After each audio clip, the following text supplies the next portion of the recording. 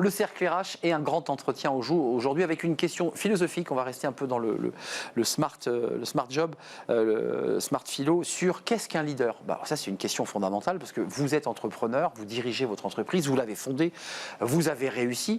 Mais qu'est-ce qu'un leader? Quelles sont les qualités qu'il doit posséder aujourd'hui pour embarquer ses équipes? C'est une question évidemment fondamentale et on en parle avec Gérald Karsanti. Bonjour Gérald. Bonjour. Merci de faire un détour par le plateau et puis de nous éclairer. Alors vous êtes PDG de SAP France. Votre carrière, une carrière intégrale dans l'informatique, dans plein de marques, aujourd'hui à la tête de SAP France, auteur de ce livre, et on va en parler longuement, Bâtir une équipe, édition Erol, choisir, former, inspirer. Vous êtes prof à HEC, parce que ça c'est un élément très important dans votre vie. Vous enseignez depuis longtemps à HEC, et ce rapport-là aussi est intéressant dans la transmission. Et puis il faut préciser, je crois que vous y tenez, et on va le préciser, c'est que l'ensemble des droits d'auteur de ce livre, le précédent, leader du troisième type avait été un carton chez Erol. On ne donnera pas les chiffres de vente, je crois que on n'a pas le droit de les communiquer, mais ça avait bien cartonné. Et là, les droits d'auteur seront reversés à l'UNICEF et à la Fondation des femmes. D'abord, un mot sur vous, pour parler de votre livre. On n'écrit pas un livre comme ça par hasard. Ça prend du temps d'écrire un livre. Il faut s'isoler, il faut se couper de sa famille, beaucoup de travail. Pourquoi vous avez choisi de l'écrire? C'était pour dire quoi, au fond? D'abord, écrire, c'est la transmission, bien sûr, mais je crois que c'est quelque chose qui nous vient de notre éducation. J'ai grandi avec un père qui écrivait, et donc il m'a beaucoup marqué. Moi, je me souviens l'avoir toujours vu avec un stylo à la main, en train d'écrire. À cette époque, il n'y avait pas encore les ordinateurs. Alors après, il a écrit avec des ordinateurs, mais au début, c'était plutôt un stylo. Et en fait, l'écriture, il y a quelque chose de très... qui se mélange d'émotions, de sentiments, c'est sensuel. Il y a un côté sensuel dans l'écriture. On est avec sa page blanche et puis il y a un moment à peu près assez unique où on se retrouve le matin. Moi, j'aime bien écrire le matin avec un café et on se dit on va se laisser aller à écrire. Qu'il n'y ait pas de malentendu, vous parlez d'écriture avec beaucoup d'amour et beaucoup de passion. C'est pas un livre technique pour ceux qui veulent s'intéresser à ce livre et qui vont le lire. C'est un livre qui vient plaquer, on va rentrer tout de suite dans le dur, la théorie freudienne et qui vient la poser. C'était la thèse de votre livre précédent qui avait passionné, avec des catégories. Et dans ce livre, vous nous reprenez par la main et vous nous réexpliquez un peu les choses. Et vous dites, voilà, globalement, il y a plusieurs types de leaders. On a l'obsessionnel, on a le narcissique, on a l'érotique. Alors commençons tout de suite peut-être par l'érotique, ce qui n'a rien à voir avec un leader qui aime le sexe, les femmes, ça n'a rien à voir avec ça. On va en parler. Ceux qui ont dominé, vous dites, ils ont tenu bon, c'est votre expression, c'est les narcissiques. Pourquoi ceux-là, et des hommes en particulier, ils ont eu le pouvoir et qu'ils l'ont eu si longtemps? Parce que les narcissiques, en fait, ont beaucoup de qualités. À la base, ils ont beaucoup de qualités. On dirait que c'est presque les leaders, le leader idéal. Quand on regarde bien, c'est des personnes qui sont pleins d'entrain, qui sont motivants, qui ont du dynamisme, qui savent entraîner les autres avec eux, qui ont de la passion, qui lâchent jamais. Donc, ils ont beaucoup de points positifs pour être des leaders. Le problème des narcissiques, c'est que lorsqu'ils dévient de la route, et ça arrive tôt ou tard, eh bien, ça coûte très cher. Ça leur coûte très cher à eux. Et aux équipes. Mais c'est surtout aux équipes, à ceux qui les suivent. Vous évoluez dans l'analyse, il y a l'obsessionnel, on comprend bien ce qu'est l'obsessionnel, qui est une sorte d'opiniâtreté, qui parfois se heurte évidemment à l'opposition, qui crée du conflit, puis il y a l'érotique. Et tout de suite vous dites, ça n'a rien à voir avec l'espèce d'obsession sexuelle, c'est bien autre chose. Et vous nous dites que l'érotique, le leader érotique, c'est celui qui va tout doucement, et qui est en train d'ailleurs de remplacer le leader narcissique. C'est qui et c'est quoi le leader érotique? Parce que vous dites naturellement, l'érotique, il est plutôt en deuxième rideau. Il n'est pas fait pour être leader. Alors, en fait, si on veut simplifier, le narcissique, c'est quelqu'un qui a besoin d'être admiré. C'est vraiment sa caractéristique première. L'obsessionnel a besoin d'être respecté parce que lui, il est sur le contenu, il est sur la valeur, il faut qu'on le reconnaisse sur son savoir, sur sa connaissance. Et l'érotique, c'est quelqu'un qui a besoin d'être aimé. Alors, celui qui a besoin d'être aimé, il va créer un cocon, dans l'entreprise ou dans l'association ou là où il est, pour que les personnes puissent se développer, puissent rayonner, puissent donner le meilleur d'elles-mêmes. Vous le dites, on est à minima les deux parfois avec une dominante. On est d'accord, on n'est pas que érotique, que narcissique, que obsessionnel. Voilà. Alors la théorie nous vient, comme ça a été dit au début, vient de Sigmund Freud. Certains professeurs, dont Michael Jacobi à la Harvard Business School, l'a adapté au monde du leadership, mais on n'est pas un seul type. On n'est pas narcissique. Alors on peut être narcissique dominant. Mais en général, dans la vaste majorité des cas, on est une combinaison de deux de ces trois types. À minima. Oui, en général, c'est ce qui se passe.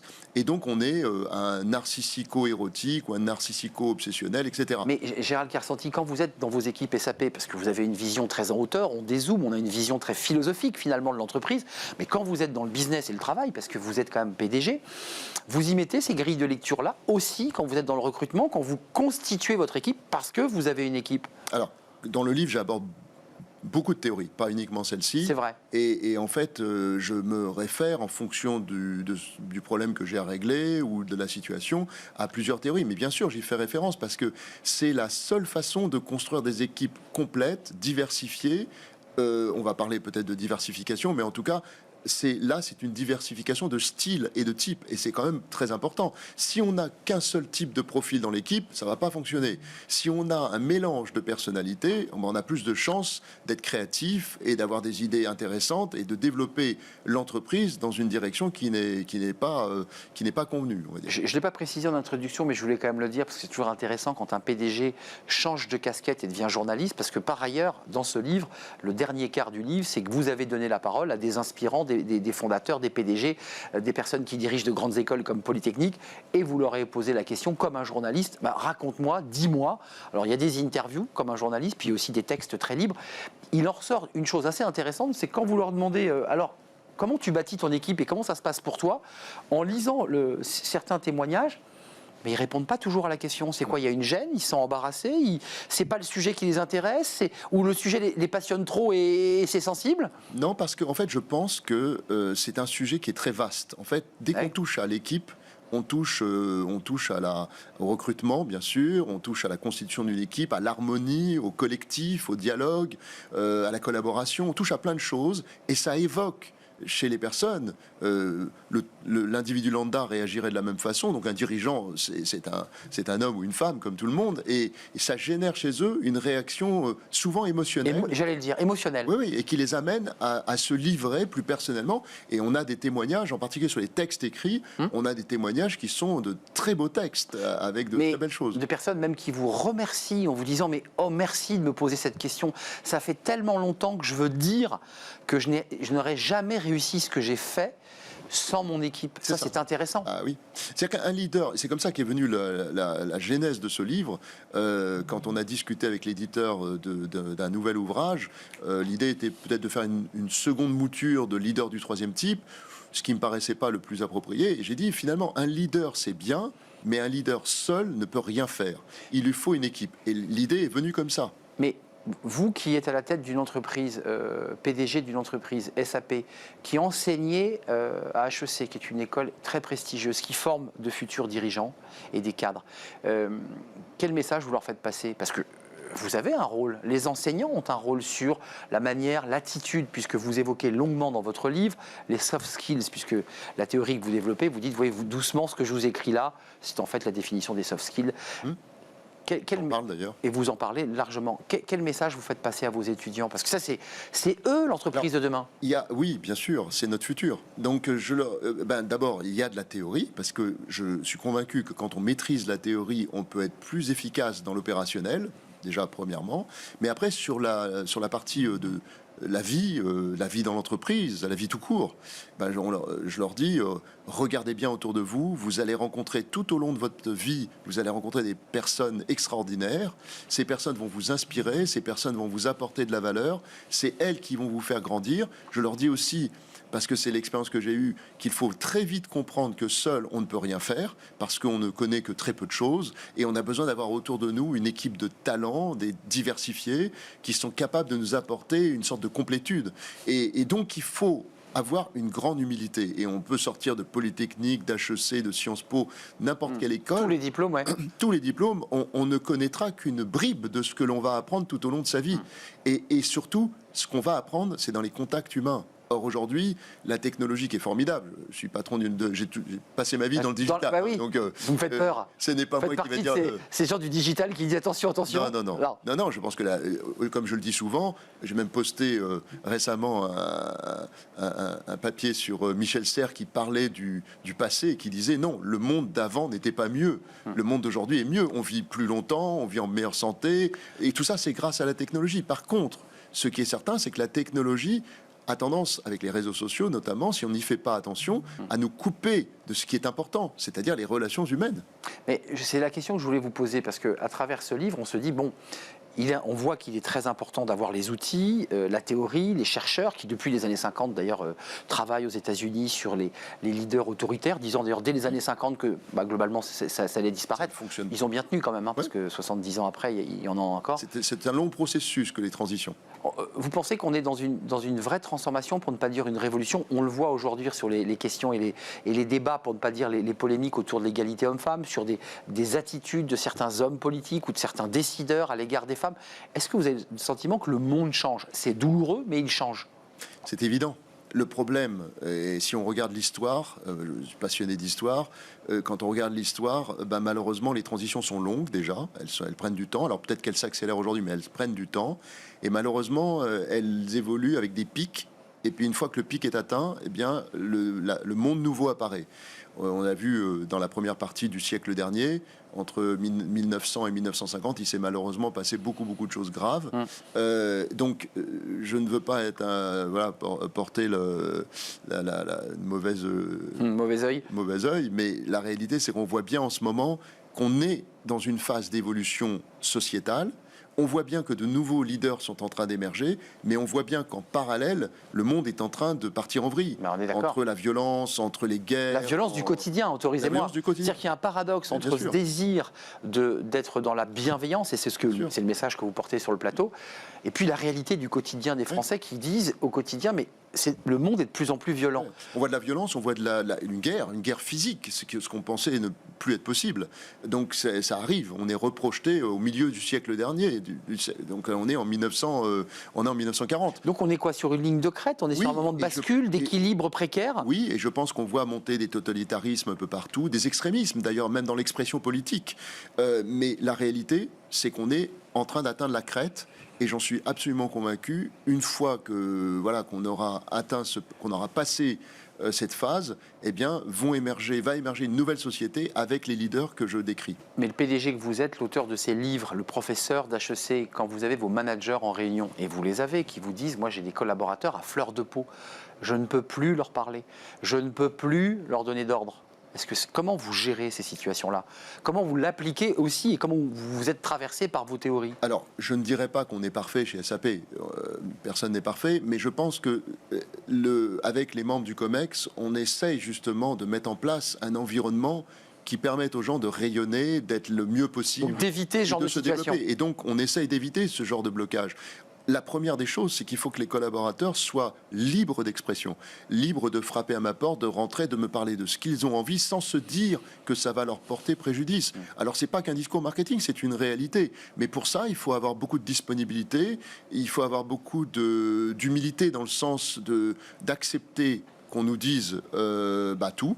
Y compris des choses qu'on n'a pas forcément envie d'entendre, mais c'est ça qui fait la force d'une entreprise et qui permet le progrès. Mais Gérald Kersanti, il y a la vie, on est traversé par les années, par l'expérience. Est-ce que vous avez, parce que vous avez eu en permanence tout au long de votre carrière des postes très importants de dirigeants, est-ce que vous-même, vous avez mûri, vous avez évolué? Est-ce que vous avez changé, vous êtes passé de l'obsessionnel à l'érotique? Parfois, vous avez glissé vers le narcissique.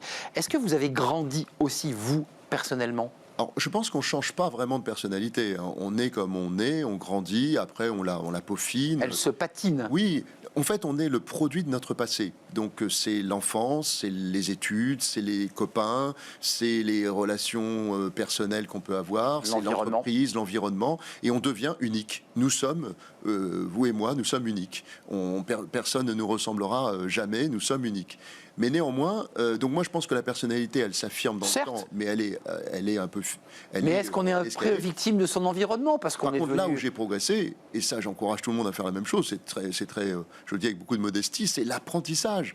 Moi j'ai passé ma vie à apprendre tous les jours, sans exception, je lis. On cherche à apprendre, excusez-moi. Bien sûr, on est d'accord. bien sûr. Ça vient pas forcément à nous, on va chercher. Il faut faire l'effort. En fait, il faut faire l'effort de regarder des vidéos, des podcasts, d'écouter des podcasts, de lire un livre, et je le fais vraiment tous les jours. Et donc, Ça, c'est une hygiène intellectuelle. oui, parce que c'est ce qui permet d'avoir toujours le sentiment d'être toujours entre guillemets dans le coup, quoi, et de ne jamais rater une idée. Mais même sans parler d'être dans le coup, c'est simplement moi, je lis un livre et puis tout d'un coup, ça remet en cause certaines idées que j'avais sur un sujet. Là, on est un peu dans les hard skills, dans l'idée d'en permanence s'auto-former au quotidien, en happant tout ce qu'on peut attraper. Ça, c'est les hard skills, mais je voulais parler de votre caractère, même si votre personnalité est la même, mais votre caractère, est-ce que vous dites, moi aussi j'ai évolué, moi aussi j'ai su évoluer? Bien sûr. Forcément. Bien sûr. D'abord, avec le temps, on réfléchit, certains éléments prennent moins d'importance, d'autres en prennent plus. On réalise des choses aussi, que le temps passe vite, qu'il ne faut pas rater certaines échéances. C'est le temps. C'est des choses bêtes, hein, mais c'est que au travail ou dans sa vie personnelle, se tourner vers les gens qu'on apprécie ou qu'on aime. Vous savez, vous arrivez au bureau, le fait de se souvenir déjà des prénoms et les gens, les managers font parfois même plus cet effort. Donc connaître les personnes, être capable de dire à quelqu'un, j'ai vu ce que tu as fait sur ce dossier client ou sur ce projet, c'est formidable, ça fait avancer l'entreprise, c'est ce qu'il faut faire. C'est l'entreprise bienveillante, c'est Gérald Kersanti, parce qu'à travers l'idée de bâtir son équipe, c'est à la fois de créer un cocon pour les érotiques, et créer une entreprise engagée, donc dynamique, qui crée de la valeur, mais est-ce qu'on va jusqu'à l'entreprise bienveillante? Bien sûr, c'est de la bienveillance. La bienveillance n'a aucun rapport. Des fois, on me dit, oui, mais ça n'est pas possible. Béni, oui. Voilà, mais ça n'a rien à voir. Une personne bienveillante peut prendre des décisions très difficiles. Quand vous décidez qu'une personne doit changer parce qu'elle n'est pas appropriée pour un job, ce que vous faites en réalité, c'est que vous le faites pour le bien de l'entreprise, parce que vous ne la laissez pas dans un job où elle n'apporte pas de valeur. Vous le faites pour vous, parce qu'en tant que dirigeant, il vaut mieux que vous soyez entouré des bonnes personnes, mais vous le faites pour lui également. Donc décision juste, ça renvoie à la justice. Oui, c'est ça. Vous le faites aussi pour lui parce que il est mieux que cette personne, homme ou femme, aille vers un autre horizon. Donc la bienveillance ne veut pas dire simplement, c'est la façon de le faire. C'est-à-dire que on peut être dans les décisions, on peut prendre des décisions difficiles. Donc c'est la façon dont sans être brutal. C'est ça. C'est la façon dont on dit les choses. Et il faut regarder les 20 dernières années. On a été vers un management beaucoup plus coercitif parfois et beaucoup plus brutal. Par obligation, j'ai envie de dire. Enfin, c'est la pression. Voilà, sans blâmer les managers là. Bien sûr. Voilà. La pression des résultats, il faut délivrer toujours le trimestre suivant et on passe. Et à un moment donné, il faut prendre un peu plus de hauteur et se dire que ce qui compte pour bâtir des entreprises et des organisations solides, il faut se donner un horizon et un temps plus long. Lisez ce livre qui vient prolonger Leader du troisième type que vous aviez lu parce que ce livre avait cartonné. Gérald Kersanti, préface de Maud Bailly, avec des témoignages, il y en a plus d'une vingtaine, je ne peux pas tous les citer, qui soient dans les médias, qui soient dans des grandes écoles polytechniques et politiques. Choisir, former, inspirer, et c'est l'art de bâtir une équipe. Top Management, édition Erol. Merci Gérald Kersanti, PDG de SAP France. Les droits d'auteur, et ça c'est très important de leur dire quand vous achèterez ce livre, iront intégralement à l'UNICEF et à la Fondation des femmes. Et je rappelle que vous êtes professeur à HEC, vos étudiants ont beaucoup de chance. Merci beaucoup. Merci, c'était un vrai plaisir de vous accueillir. On termine avec un sujet, alors fenêtre sur l'emploi, secteur qui recrute, puisqu'on parle beaucoup de recrutement, l'électrique, notamment les bornes électriques, parce que pour tous ceux qui ont une voiture électrique, c'est parfois un peu la galère et parfois on a besoin d'une borne à son domicile. On en parle, c'est dans Fenêtre sur l'emploi.